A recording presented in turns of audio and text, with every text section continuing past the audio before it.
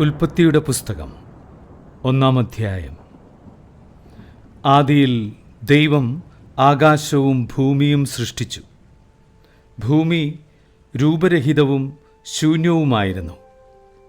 ആഴത്തിനു മുകളിൽ അന്ധകാരം വ്യാപിച്ചിരുന്നു.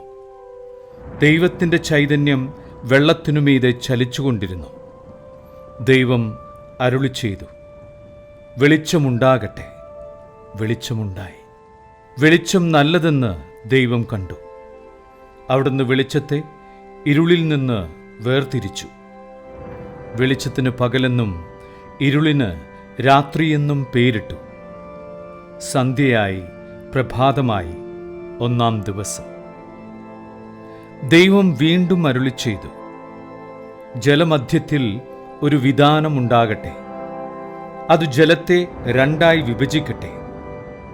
ദൈവം വിതാനമുണ്ടാക്കുകയും അതിനു താഴെയുള്ള ജലത്തെ മുകളിലുള്ള ജലത്തിൽ നിന്ന് വേർതിരിക്കുകയും ചെയ്തു. അപ്രകാരം സംഭവിച്ചു.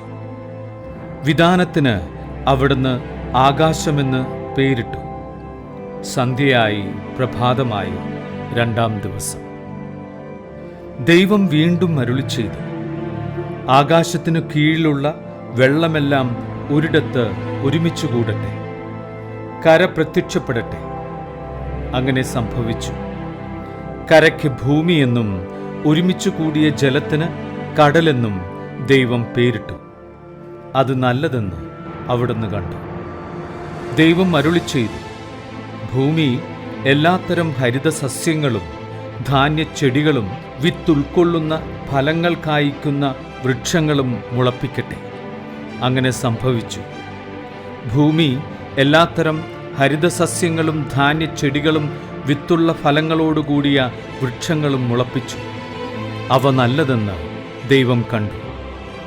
സന്ധ്യയായി പ്രഭാതമായി 3-ാം ദിവസം. ദൈവം വീണ്ടും അരുളിച്ചെയ്തു, രാവും പകലും വേർതിരിക്കാൻ ആകാശവിതാനത്തിൽ പ്രകാശങ്ങളുണ്ടാകട്ടെ. അവ ഋതുക്കളും ദിനങ്ങളും വർഷങ്ങളും കുറിക്കുന്ന അടയാളങ്ങളായിരിക്കട്ടെ. ഭൂമിയിൽ പ്രകാശം ചൊരിയാൻ വേണ്ടി അവ ആകാശവിതാനത്തിൽ ദീപങ്ങളായി നിൽക്കട്ടെ. അങ്ങനെ സംഭവിച്ചു. ദൈവം 2 മഹാദീപങ്ങൾ സൃഷ്ടിച്ചു. പകലിനെ നയിക്കാൻ വലുത്, രാത്രിയെ നയിക്കാൻ ചെറുത്. നക്ഷത്രങ്ങളെയും അവിടുന്ന് സൃഷ്ടിച്ചു. ഭൂമിയിൽ പ്രകാശം ചൊരിയാനും രാവിനെയും പകലിനെയും നിയന്ത്രിക്കാനും വെളിച്ചത്തെ ഇരുളിൽ നിന്ന് വേർതിരിക്കാനും ദൈവം അവയെ ആകാശവിതാനത്തിൽ സ്ഥാപിച്ചു. അത് നല്ലതെന്ന് ദൈവം കണ്ടു. സന്ധ്യയായി പ്രഭാതമായി 4-ാം ദിവസം. ദൈവം വീണ്ടും അരുളിച്ചെയ്തു, വെള്ളം ജീവജാലങ്ങളെ പുറപ്പെടുവിക്കട്ടെ. പക്ഷികൾ ഭൂമിക്കുമീതെ ആകാശവിതാനത്തിൽ പറക്കട്ടെ. അങ്ങനെ ദൈവം ഭീമാകാരങ്ങളായ ജലജന്തുക്കളെയും കടലിൽ പറ്റം ചേർന്ന് ചരിക്കുന്ന സകലവിധ ജീവികളെയും എല്ലാത്തരം പക്ഷികളെയും സൃഷ്ടിച്ചു. അവ നല്ലതെന്ന് അവിടുന്ന് കണ്ടു. ദൈവം അവയെ ഇങ്ങനെ അനുഗ്രഹിച്ചു, സമൃദ്ധമായി പെരുകി കടലിൽ നിറയുക. പക്ഷികൾ ഭൂമിയിൽ പെരുകട്ടെ. സന്ധ്യയായി പ്രഭാതമായി 5-ാം ദിവസം. ദൈവം വീണ്ടും അരുളിച്ചെയ്തു, ഭൂമി എല്ലാത്തരം ജീവജാലങ്ങളെയും കന്നുകാലികൾ, ഇഴജന്തുക്കൾ, കാട്ടുമൃഗങ്ങൾ എന്നിവയെ പുറപ്പെടുവിക്കട്ടെ. അങ്ങനെ സംഭവിച്ചു. അങ്ങനെ ദൈവം എല്ലാ ഇനം കാട്ടുമൃഗങ്ങളെയും കന്നുകാലികളെയും ഇഴജന്തുക്കളെയും സൃഷ്ടിച്ചു. അവ നല്ലതെന്ന് അവിടുന്ന് കണ്ടു. ദൈവം വീണ്ടും അരുളിച്ചെയ്തു, നമുക്ക് നമ്മുടെ ഛായയിലും സാദൃശ്യത്തിലും മനുഷ്യനെ സൃഷ്ടിക്കാം. അവർക്ക് കടലിലെ മത്സ്യങ്ങളുടെയും ആകാശത്തിലെ പറവകളുടെയും നാൽക്കാലികളുടെയും ഭൂമി മുഴുവൻ്റെയും ഭൂമിയിൽ ഇഴയുന്ന സർവ്വജീവികളുടെയും മേൽ ആധിപത്യമുണ്ടായിരിക്കട്ടെ. അങ്ങനെ ദൈവം തൻ്റെ ഛായയിൽ മനുഷ്യനെ സൃഷ്ടിച്ചു. ദൈവത്തിൻ്റെ ഛായയിൽ അവിടുന്ന് അവനെ സൃഷ്ടിച്ചു.